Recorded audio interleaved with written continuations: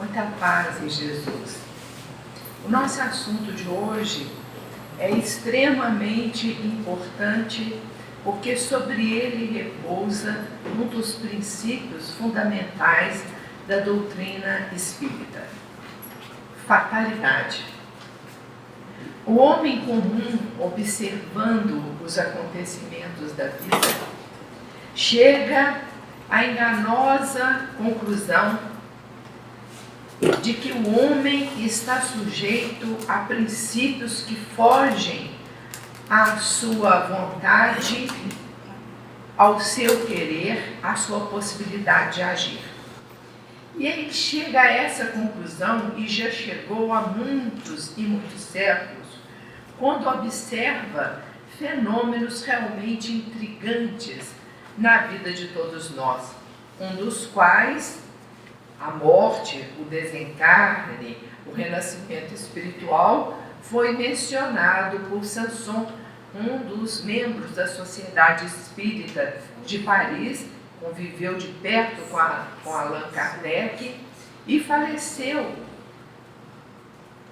em razão de uma insidiosa doença, embora tenha dado um exemplo admirável, como nos diz Kardec em O Céu e o Inferno. Por que razão uma determinada pessoa está em um lugar no qual vai acontecer um grande desastre? É um avião que cai, é um circo que pega fogo, é uma estrada que se desmorona, e as pessoas que estão naquele determinado lugar são então avassaladoramente abraçadas pelo desencarne. O que faz com que uma bala perdida saia e atinja uma pessoa que está em casa, dentro do seu domicílio, que não está transitando na rua, que não está participando do conflito, que jamais portou qualquer tipo de arma de fogo. Por que razão, dentro das inúmeras possibilidades, um prêmio significativo sai para uma determinada pessoa em uma loteria? Quando o homem comum examina esses fatos, o da bala perdida, o do sorteio em uma grande loteria, o estar em um determinado lugar em que um acidente totalmente imprevisível acontece, chega à conclusão de que as rédeas da nossa vida não estão nas nossas mãos, que o homem é dominado por forças superiores que vão muito além do seu querer, da sua vontade e do seu planejamento. E é pensando dessa forma que o homem está sujeito a forças superiores, frente às quais ele não tem nenhum controle, não as pode dominar, que na Grécia Antiga surgiu uma corrente filosófica chamada de determinismo. O determinismo, tentando entender esses fatos considerados absolutamente aleatórios, ensinava que o homem é escravo de forças maiores do que aqueles que ele pode controlar ou determinar. Criou-se, inclusive, na mitologia grega, a figura das Parcas, entidades sobrenaturais que habitariam o Olimpo e de lá teceriam a chamada rede dos destinos. E de forma absolutamente aleatória, distribuiria essas redes do destino para toda a humanidade. E em sendo assim, o homem pouco pode fazer para, ou nada até, para modificar o que essas forças superiores traçaram para o rumo da sua própria vida.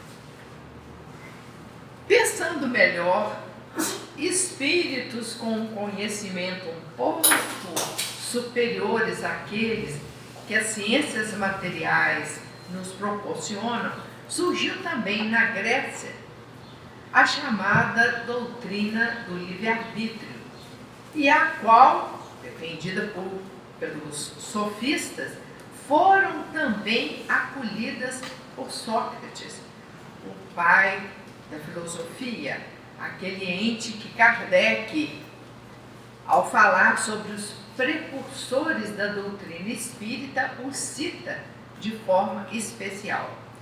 Sócrates, então, se insurgindo contra esses princípios, que dizia que o homem não pode fugir ao seu destino, e nós vimos aqui na mensagem de Sanson, que nos preparou para o encontro, que de fato, quando uma mãe perde um filho ainda muito jovem, ela, na maioria das vezes, se não tem um conhecimento maior da vida, costuma até cair no desespero, na descrença, e pratica, às vezes, atos absolutamente condenáveis em razão da sua situação de desequilíbrio. Então, Sócrates dizia que de forma nenhuma pode haver na vida do homem algo superior à sua própria vontade, à sua própria força, o seu próprio agir. Que o homem era escravo da sua maneira de se portar perante a vida. E era ele que traçava o seu destino. Era ele que criava as condições de sua própria vida. Mas vejam que há entre a posição dos deterministas e do livre-arbítrio uma aparente contradição, um abismo que afasta estas duas ideias. O homem sujeito a forças superiores, frente às quais ele não tem condição de reagir ou de modificar os fatos, e uma outra que diz que o homem guarda dentro de si mesmo a força de construir o seu próprio destino. E aí, meus irmãos, vem o grande conhecimento das doutrinas sucessivas, da panengenesia. E no Brasil, um grande espírita, um escritor admirável, Martins Peralva, ao enfrentar esse tema, diz de uma maneira muito racional, muito compreensiva, que a doutrina das vidas sucessivas, e a reencarnação é um dos princípios básicos da doutrina espírita, cria uma ponte entre essas duas posições aparentemente antagônicas, porque o homem não vive na Terra apenas uma vez. Nós estamos em um processo de vidas sucessivas, aurindo de cada passagem por aqui conhecimentos, valores, virtudes que nos vão preparando para degraus superiores da evolução, porque a lei do progresso é fatal.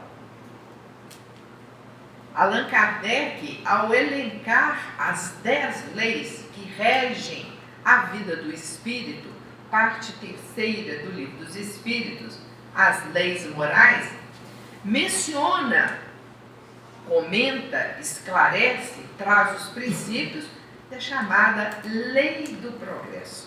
Então, tudo na natureza evolui para um grau superior, tudo cresce, tudo se transforma. E Allan Kardec, preocupado com esses princípios filosóficos que informam a vida do homem aqui na Terra, fez questão de perguntar aos espíritos se de fato nós temos aqui o livre-arbítrio. Se a doutrina socrática era de fato a mais racional, a verdadeira, ou se nós estaríamos subjugados ao chamado determinismo ou à fatalidade. Então, na pergunta 851, ou melhor, 843 do Livro dos Espíritos, Kardec indaga: tem o homem o livre-arbítrio dos seus atos? Ou seja, o Espiritismo vai se filiar à doutrina do livre-arbítrio? Ao que os Espíritos responderam: sem dúvida, o homem tem o livre-arbítrio dos seus atos. E acresce ainda, para chamar a nossa atenção, uma outra afirmativa: sem o livre-arbítrio, o homem seria uma máquina. Olha que interessante. O homem tem o livre-arbítrio, e sem o livre-arbítrio, ele seria uma máquina. Mas, diante dessa resposta, e examinando as nossas próprias vidas e a vida do homem aqui na Terra, nós vamos dizer: aquela criança que morreu precocemente, ela escolheu aquele desencarne, aquele processo que nós costumamos erroneamente chamar de prematuro? Fomos nós que escolhemos conviver com pessoas agressivas, com pessoas complicadas, com pessoas que nos ofendem, nos machucam? Fomos nós que escolhemos nascer em um determinado conjunto social que nos causa profundas dificuldades para a manutenção da própria vida biológica? Isso aí é fruto do nosso querer? Estariam os espíritos corretos quando responderam a Kardec na pergunta 843 que nós temos o livre-arbítrio? Isso é o livre-arbítrio? E aí vamos lembrar de Martins Peralva e aquela ponte, aquela ligação que ele faz de maneira teórica muito interessante, ligando o determinismo e o livre-arbítrio. Por que é que nós passamos por essas dificuldades, esses desafios que a vida distribui, e nós sabemos disso, para todos nós? Também no Livro dos Espíritos, na pergunta 258, Kardec, antenado com isso, ele que era um pesquisador, um cientista social, indagou aos espíritos: antes de nascer, ele chamava de erraticidade aquele período em que o espírito ficava na pátria espiritual entre uma encarnação e outra. Então, ele aplicando o termo que ele criou para designar esse período, ele indaga: antes de nascer, quando na erraticidade, tem o espírito ciência do que lhe sucederá em sua próxima existência corporal? Nós sabemos, antes de nascer, o que vai acontecer conosco naquela reencarnação? Responderam os espíritos: ele mesmo escolhe o gênero de provas por que há de passar, e nisso consiste o exercício do seu livre-arbítrio. E Kardec depois vai desenvolver essa resposta em muitas outras perguntas. Mas o que fica importante para o nosso conhecimento aqui, neste tema, é esse: ele mesmo escolhe o gênero de provas por que há de passar, e nisso consiste o seu livre-arbítrio. Essa resposta da pergunta 258 do Livro dos Espíritos vai ter depois um desenvolvimento profundo nas obras de André Luiz, aquela coletânea que nós conhecemos como mundo espiritual. Começa lá do nosso lar, vem os mensageiros, vem depois missionários da luz e etc. Mas é nesse terceiro livro, Missionários da Luz, que de uma maneira extremamente didática, André Luiz, através da psicografia de Chico Xavier, vai nos dizer como é que nós escolhemos o roteiro da nossa vida antes de nascer. Como é que nós planejamos a nossa existência corporal antes de reencarnar? Não existe as parcas, não existe aquelas entidades mitológicas que tecem a rede do destino de forma absolutamente aleatória, distribui sobre as nossas cabeças. Somos nós mesmos que traçamos o rumo da nossa existência, escolhendo os pontos principais. Qual família nascer? Em qual localidade nascer? Quais os espíritos que irão conviver conosco durante a nossa existência? Qual a atividade principal que nós vamos exercer? Quais as doenças ou as limitações físicas que nós vamos ter que passar por elas? Tudo isso, coisas importantes da nossa vida, são incluídas naquilo que André Luiz, no livro Missionários da Luz, chama de planejamento reencarnatório. E está lá, no livro Missionários da Luz, descrito em minúcias como é que se faz o planejamento reencarnatório. André Luiz diz que ficou surpreso quando descobriu que na colônia onde ele foi acolhido e estava trabalhando, nosso lar, existia um departamento de reencarnação.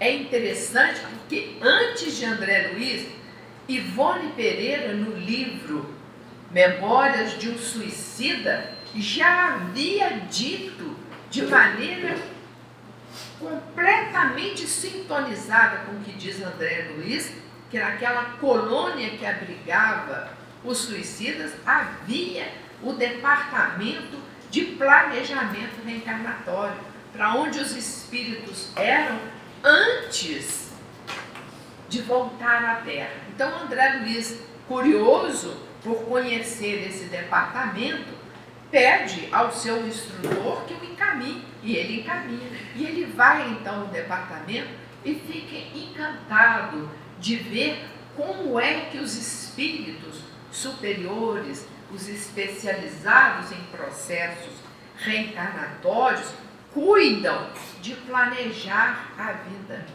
E é interessante notar que com a lucidez muito própria que nós temos quando estamos no plano espiritual, nós enxergamos as coisas de uma maneira muito mais verdadeira, mais profunda, mais clara.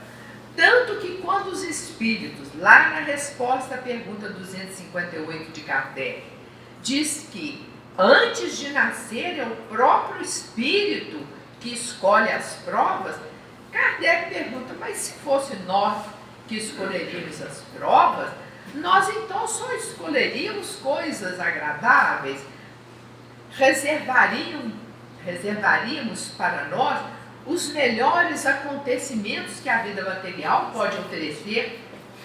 Como é que a nossa vida é cheia de desafios? E aí os espíritos, a meu ver, sorrindo, esclarecem a Kardec e a nós todos. Ora, os espíritos desligados da carne têm uma visão muito mais perfeita da sua própria necessidade. E são eles assessorados, nós escolhemos sozinho o nosso roteiro de vida? Não. Nós temos os nossos amigos espirituais. Olha que coisa maravilhosa. A doutrina católica fala em anjo de guarda, que cada um ser aqui na Terra tem um anjo de guarda. A doutrina fala em espírito protetor. Cada um de nós tem um espírito como se fosse um professor, um orientador, aquele que cuida de nós durante a nossa passagem aqui na Terra. Além dele, nós temos o espírito protetor da família, o espírito protetor da cidade, o espírito protetor da nação, o espírito protetor do nosso orbe, que é Jesus. Nós vamos por escalas até chegar a um degrau evoluidíssimo, que é o do governador, criador e diretor do nosso orbe.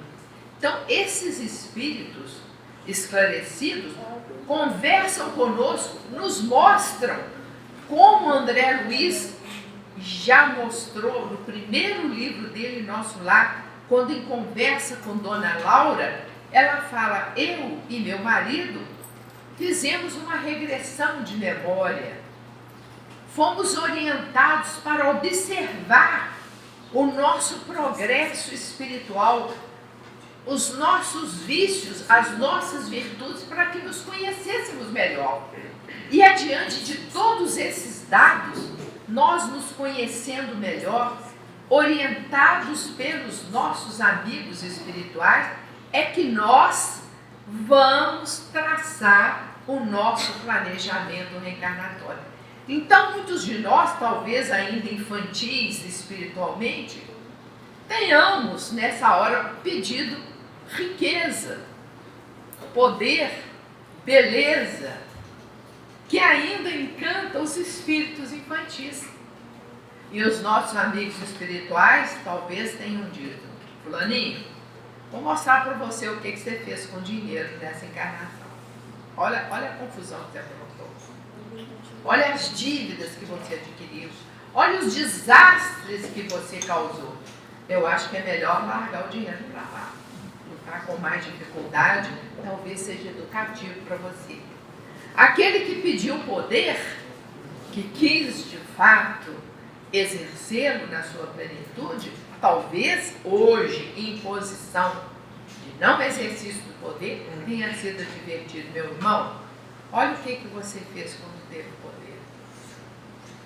Veja os resultados maléficos, você não está preparado ainda para isso.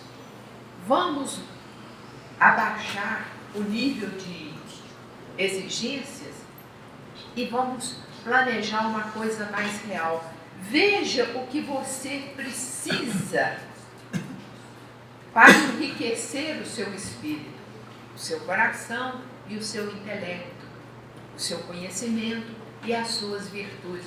E mostrando tudo isso, quando André Luiz vai no departamento de reencarnação, vê, por exemplo,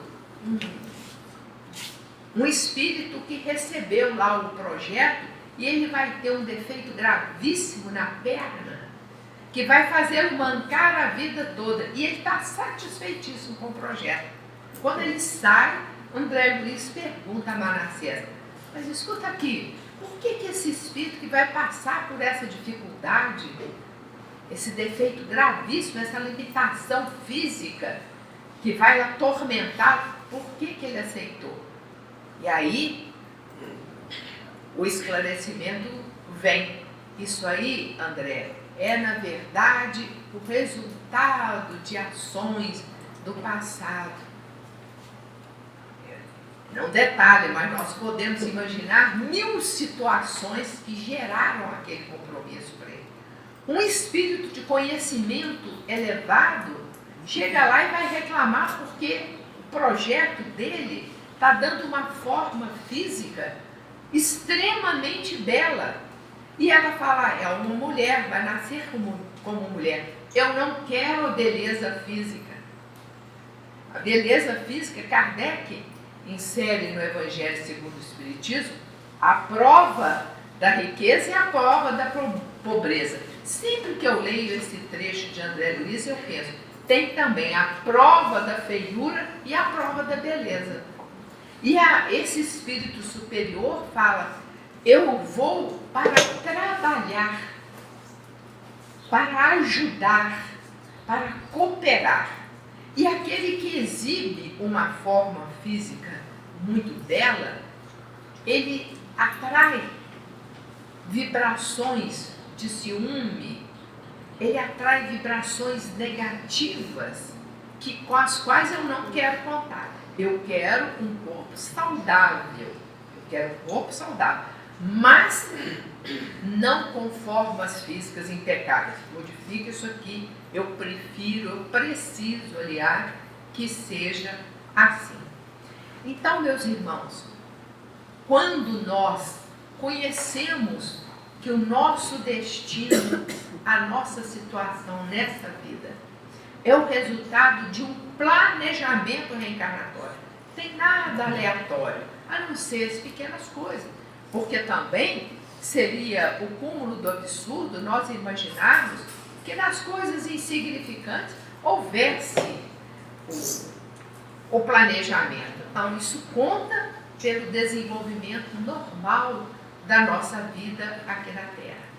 Mas preocupado ainda com a palavra fatalidade, que é o que nos marca de uma maneira muito especial, Kardec afirma: a fatalidade não é uma palavra vã.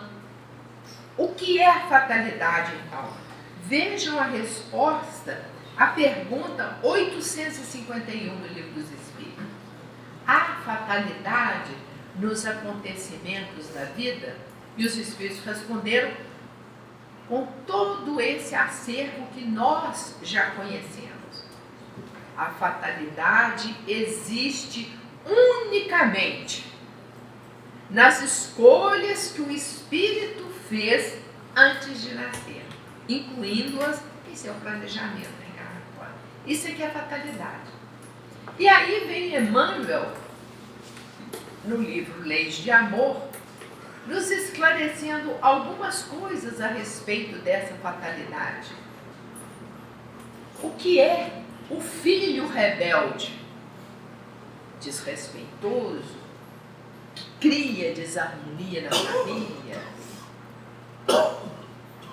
que tem um verdadeiro antagonismo contra os atos da mãe, contra os atos do pai. Quem é o filho rebelde? Então, diz Emmanuel no livro dele, Leis de Amor: o filho rebelde é o espírito que em encarnações anteriores você induziu ao vício e à delinquência.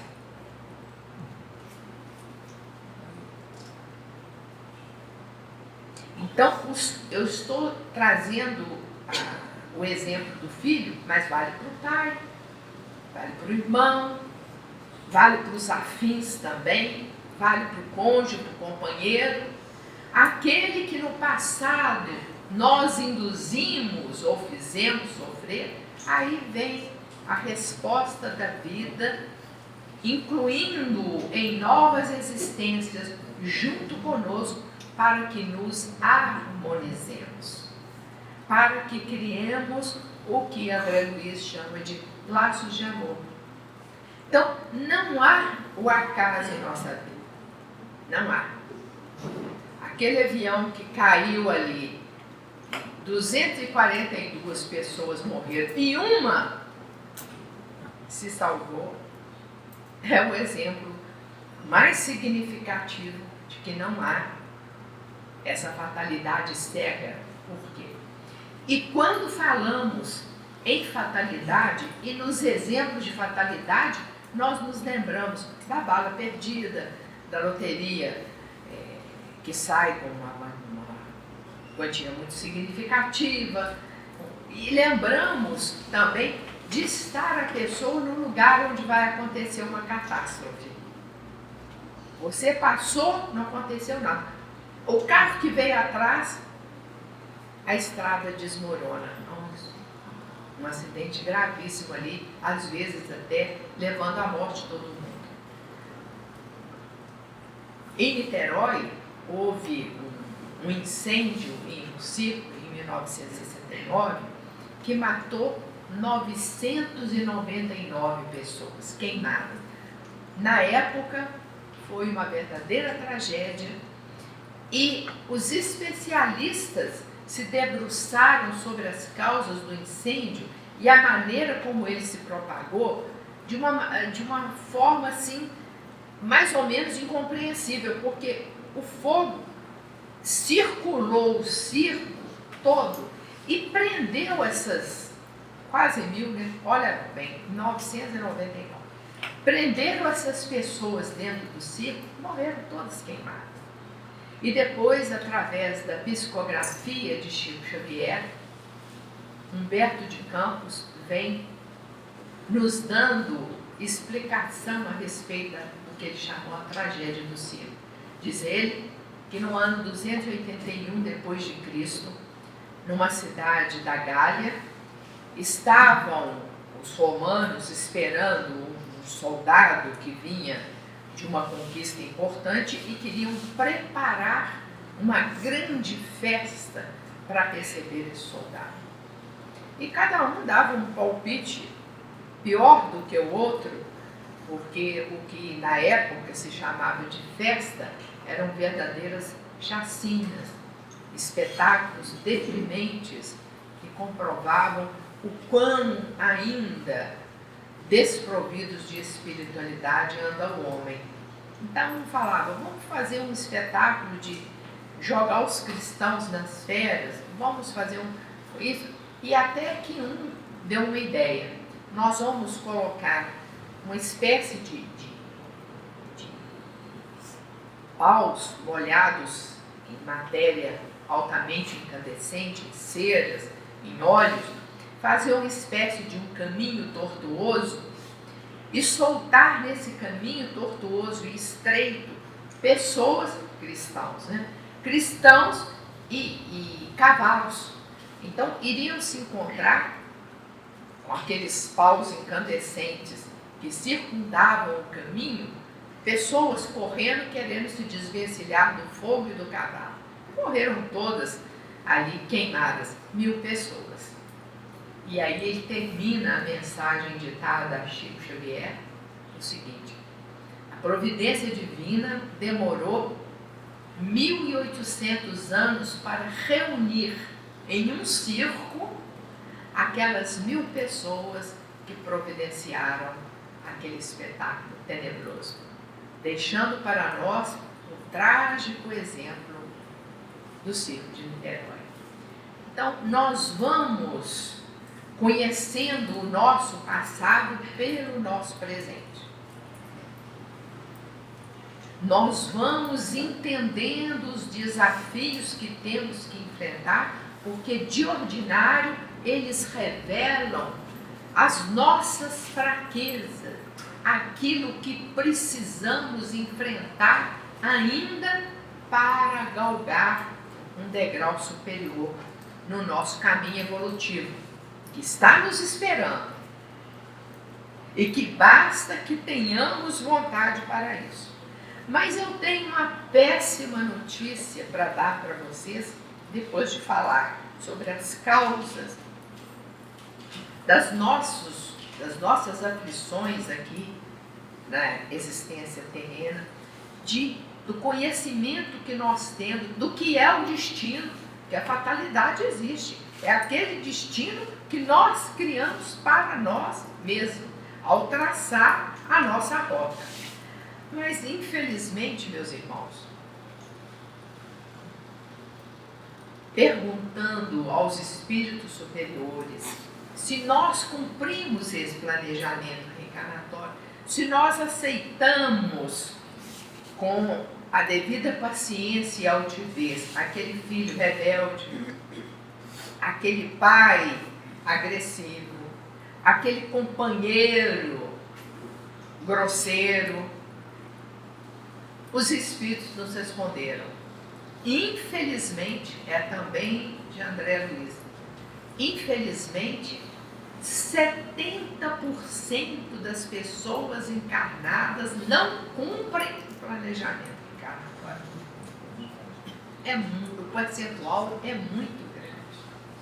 Então, quando chega a hora do desafio, quando chega a hora do enfrentamento das nossas próprias deficiências, na maioria das vezes o homem recua. O homem abandona o projeto. O homem deixa para lá as suas resoluções mais importantes e não tem a coragem de enfrentar.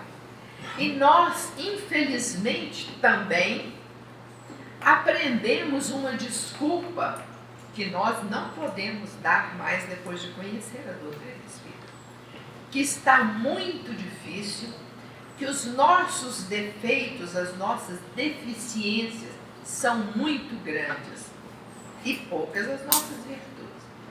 E Allan Kardec, mais uma vez com a sua sabedoria inigualável, na pergunta 909 do Livro dos Espíritos, indaga: pode o homem sempre, olha o advérbio, pode o homem sempre dominar as suas más inclinações? Porque quando chega a hora de enfrentar um problema, a gente fala: eu não tolero isso, eu não aceito isso dessa forma, eu não consigo viver assim.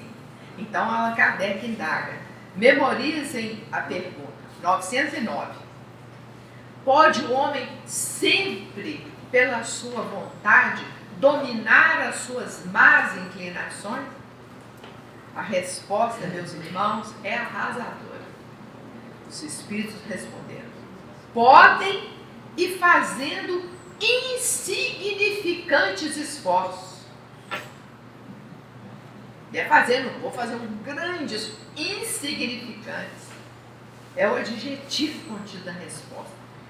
Pode, fazendo insignificantes esforços. E aí ele complementa: poucos são aqueles que têm a vontade de se libertar. Poucos são aqueles que têm vontade de dominar as suas más inclinações. Olhem bem.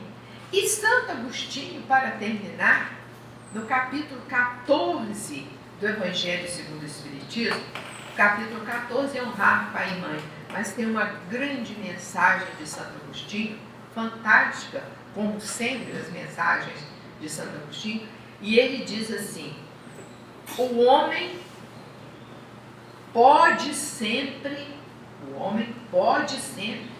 vencer todas as dificuldades da sua vida. Lá na 909, os Espíritos falam que nós não temos vontade de nos libertar das nossas deficiências, né? E Santo Agostinho diz: o homem pode sempre superar todas as dificuldades da vida. E ele diz por quê? Porque a providência divina não permite que ele coloque em seu planejamento reencarnatório desafios frente aos quais ele não esteja plenamente preparado para vencê-los. Todos os desafios que estão presentes na nossa vida, nós estamos plenamente preparados para vencer. Mas nós vimos, não vencemos, né? 70% não vence. E aí ele conclui a mensagem: nós não vencemos esses desafios, não é por falta de possibilidade, é por falta de vontade. Então, meus irmãos, tudo quanto se fala a respeito de destino, de fatalidade, de planejamento reencarnatório, vemos de maneira muito clara que tudo isso é um convite insistente, presente em toda a doutrina espírita, em seus vários pontos de abordagem, para que nós encaremos a vida com mais seriedade, para que nós consigamos nos modificar, avançando mesmo que lentamente na conquista dos valores espirituais. E esse tempo para fazer essa modificação, essa hora para galgar esse novo degrau evolutivo, é o agora, não é amanhã, não é na nossa nova reencarnação, não é quando esse mundo já estiver em regeneração, não. Esse momento de trabalhar pelo nosso aperfeiçoamento é hoje. Por isso o poeta nos chama uma atenção para a grandeza do agora, dizendo assim: Deus pede estrita conta do meu tempo, e eu vou do meu tempo dar-lhe conta. Mas como dar sem tempo tanta conta, eu que perdi sem conta tanto tempo? Para dar minha conta feita a tempo, o tempo me foi dado e não fiz conta. Não quis, sobrando tempo, fazer conta. Hoje quero acertar conta e não há tempo. Ó vós que tendes tempo sem ter conta, não gasteis vosso tempo em passatempo. Cuidai enquanto é tempo em vossa conta. Porque aqueles que sem conta gastam tempo, quando o tempo chegar de prestar contas, chorarão como eu não ter tempo. Muita paz, meus irmãos.